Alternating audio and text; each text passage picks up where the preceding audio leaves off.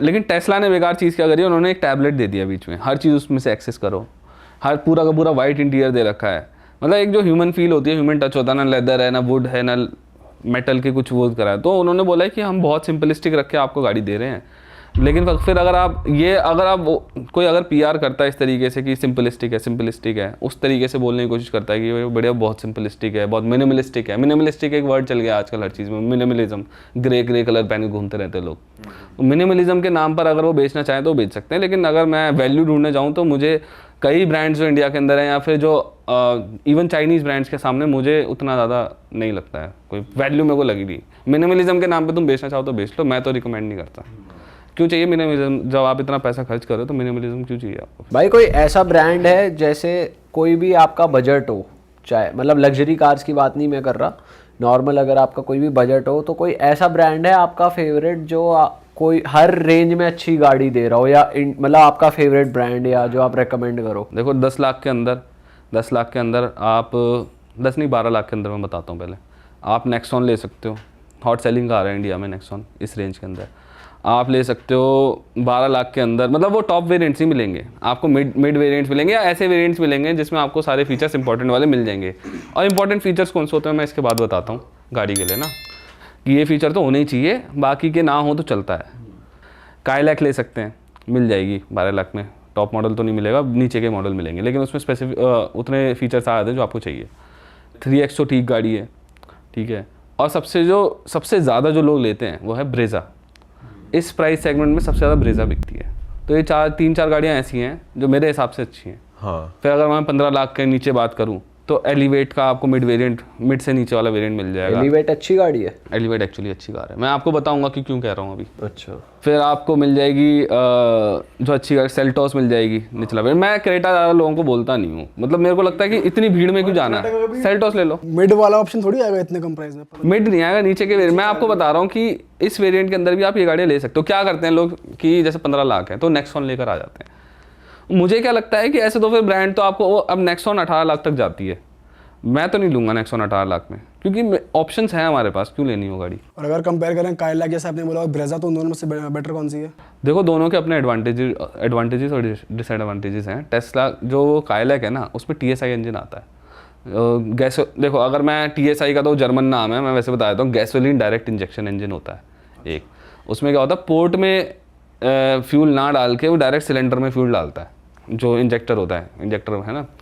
तो वो क्या होता है, उसमें over the period of time थोड़ा थोड़ा कार्बन जमने की दिक्कत होती है। वो सर्विस से ठीक हो जाता है, ऐसा नहीं है कि वो कोई आपको दिक्कत देगा, लेकिन आपको थोड़ा उस चीज़ के लिए तैयार रहना पड़ता है कि मुझे टाइमली सर्विस करानी है इस गाड़ी की। लेकिन उसका फ़ायदा ये होता है, अपसाइड ये होता है कि पावर ज़्यादा बनाते हैं ऐसे इंजन। ओके। 120, कोई गाड़ी 120 बना रही है, कोई 118 बना रही है, कोई 125 बना रही है, इस 1 लीटर TSI इंजन के साथ ही।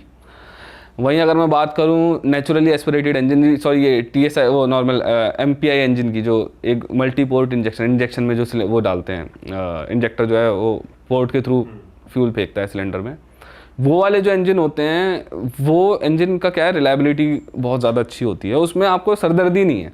लेकिन उसका डाउन साइड ये है कि आपको पावर उतनी अच्छी नहीं मिलती। तो ब्रेजा ने क्या करा है, मारुति ने ब्रेजा के साथ, उसमें उन्होंने दिया 1.5 लीटर का 4 सिलेंडर इंजन।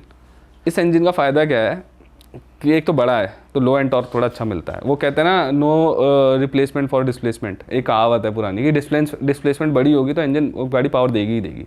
तो 1.5 लीटर के साथ आपको लो एंड टॉर्क अच्छा मिलता है। पावर बहुत ज़्यादा नहीं है, 100 हॉर्स पावर ही बनाती है, लेकिन 4 सिलेंडर इंजन है तो बहुत सालों साल स्मूथ रहेगा। वैसे 3 सिलेंडर इंजन भी बहुत स्मूथ है आजकल, जो इस सेगमेंट में 1.2 लीटर के ज़्यादातर इंजन आते हैं और सब में 3 सिलेंडर इंजन होते हैं। और जो काइलैक है उसमें भी 3 सिलेंडर इंजन है, वो अभी स्मूथ है। लेकिन आप ये नहीं कह सकता डाउन 10 ईयर डाउन कितने ज़्यादा स्मूथ रहेंगे, लेकिन 4 सिलेंडर इंजन के साथ ये श्योरिटी रहती है कि वो लंबे समय तक स्मूथ रहते हैं।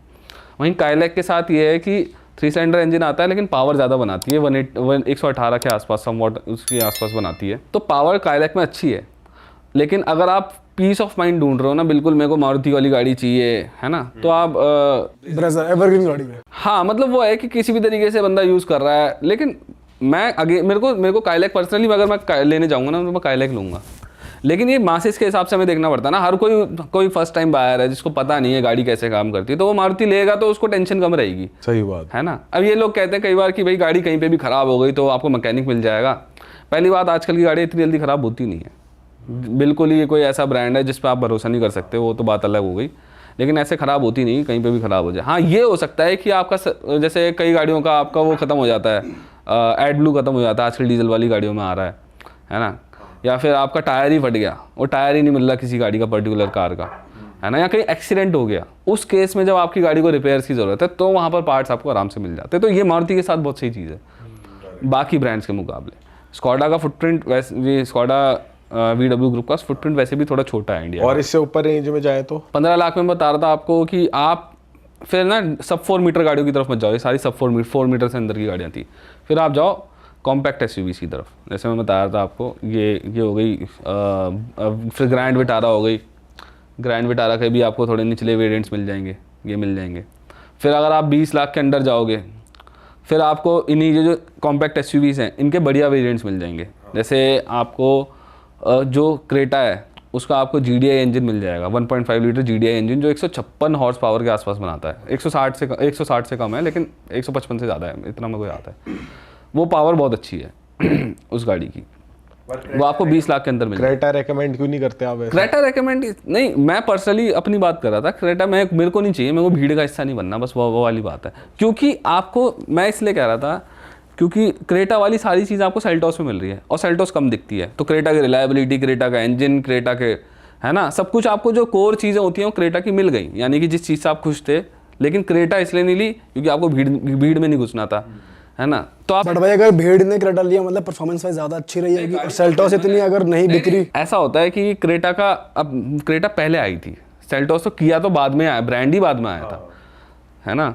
तो ऐसा परफॉर्मेंस में कोई चेंज नहीं है क्योंकि सेम इंजन है। आप अगर आप सर्विस कराने जाओगे ना तो आप किया की ब्रांडिंग, वैसे किया और हुंडई की दोनों की ब्रांडिंग सेम एक पार्ट में सेम ही ब्रांडिंग हो रखी होती है, कई पार्ट्स के अंदर उठा के वही वाला लगा दो, कोई फ़र्क नहीं है, कुछ फ़र्क ही नहीं है, सेम ही सब कुछ सेम है। वो बाहर की स्किन बदल दी है, इंटीरियर का डिज़ाइन बदल दिया है, वो बात है। वो मेरे को पर्सनली थोड़ी सेल्टोस ज़्यादा पसंद है, इसलिए मैंने बोला। सेल्टोस में फीचर ज़्यादा है अंदर एज कम्पेयर टू। नहीं फीचर्स भी दोनों सिमिलर से ही हैं। सेल्टोस मैट फिनिश में तगड़ी लगती है, ब्लैक मैट उसमें फिनिश में, look वो बढ़िया ऊपर के आती है। मॉडल्स में आती है।